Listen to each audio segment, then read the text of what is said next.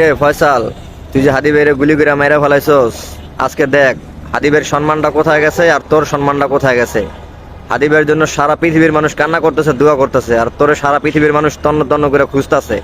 তাইলে দেখ, নেককার সন্তানের অবস্থা দেখ আর তোর মতো পাপিষ্ঠ সন্তানের অবস্থা দেখ। তুই কি করলি? হাদিবের গুলি করে মেরে ফেলাইলি। আজকে হাদিবের মা বাপ সম্মানের শীর্ষ পর্যায়ে পৌঁছায় গেছে, আর তোর মা বাপের তুই বৃদ্ধ বয়সে কই পাঠাইলি? জেলের ভাত খাওয়াইতেছস। এই বুড়া বয়সে তুই তাদেরকে জেলের ভাত খাওয়াইতেছস, তুই তোর বউরে জেলের ভাত খাওয়াইতেছস। দেখছস কি একটা অবস্থা? একেই বলে যে পাপের বাপেরও ছাড়ে না। তুই পাপ করে চলে গেছস, আর ওইটার শাস্তি তোর মা বাপ পাইতেছে। আর হাদি ভাই নেক করে চলে গেছে, ওইটার প্রশংসা তার মা বাপ পাইতেছে। আজকে যদি তুই এই পাপ কাজটা না করতি, তুই ভালো মানুষটারে খুন না করতি, তাহলে তো আজকে তোর এই অবস্থা হইতো না। আজকে বাংলাদেশ সারা হইলি, ঠিক আছে, কদিন পরে হয়তো বা ধরা পড়লে দুনিয়া সারা হবি। মানুষের তারপরে তো ঘৃণার তো অভাব নাই। মানে মানুষ যে পাইলো ধরে কি করবে। আর হাদিবের অবস্থা দেখছো কোথায় গেছে? লক্ষ লক্ষ কোটি কোটি মানুষ তার ভালোবাসে, তার জানা যায় লক্ষ লক্ষ লোক হইছে, সবাই তার জন্য কান্না করছে, দোয়া করছে। আর তোর জন্য কি করছে সবাই?